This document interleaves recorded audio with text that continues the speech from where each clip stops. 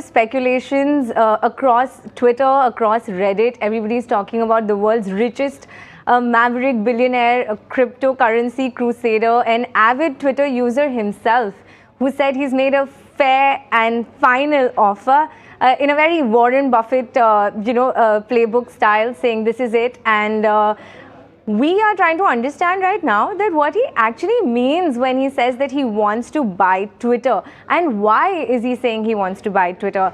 Now, Musk is somebody who has been actively tweeting for a very long time with almost 82 million followers himself. At times he says Twitter rocks in 2019, and in a 2020 tweet he says, Twitter is absolute nonsense, or that it sucks. And I want to say that Jack Dorsey himself had once tweeted that if there is one Twitter influencer or Twitter user on his platform that he really respects, is Elon Musk, because he shares his views very openly. And this itself, Hina, is the very cornerstone of Elon Musk's bid to buy Twitter, where he claims that I am crusading for free speech.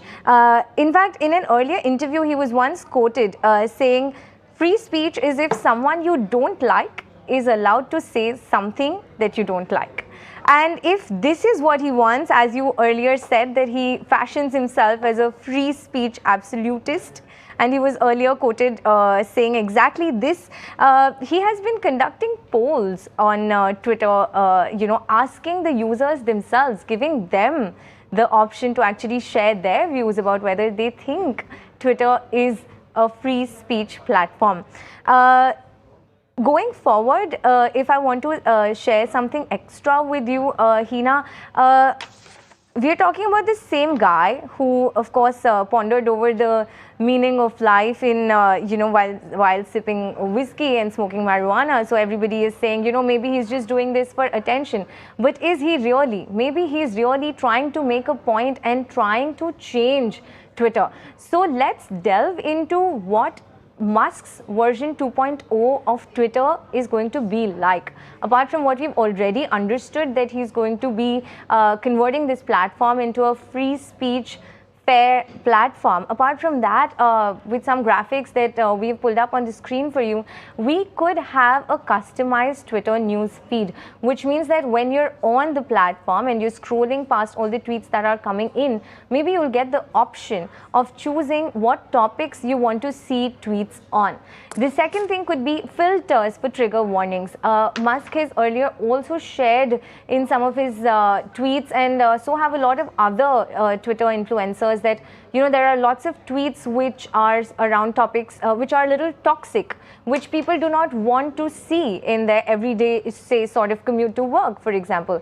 And if there's a trigger warning, such as maybe something is violent, something is gory, something is around warnings such as, triggers such as suicide or rape, and they don't want to see it. So there could be an option to filter these messages out, to sort of weed out the toxicity from the platform itself.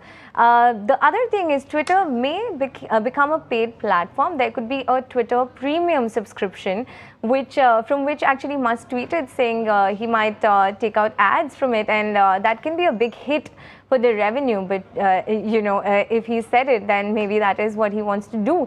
Moving on to the next point, Twitter Blue, the verification, right? It's almost like an online Twitter, sort of like a caste system of sorts, where some people get verified, some people don't, and some people are trying to use the new Twitter Blue feature, which is a desktop only feature, to get themselves verified, but that is not happening either.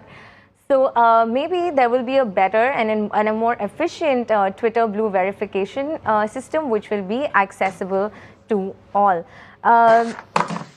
There is a tweet by Musk where he also said he might even move to a new social media platform, because he had asked users that if there is no free speech on this platform, should we start a new platform? But given Donald Trump's cautionary tale of Trump social, maybe Musk will not do that. But speaking of Donald Trump, we can also only assume that what about the suspended users such as Donald Trump, who were suspended from Twitter, will they be allowed to return? So I think these are things that Twitter users are thinking about and talking about across Twitter, across Reddit, across the internet. And from what we understand, to give credit where it's due, maybe this is a move where he's trying to bring Twitter to heel.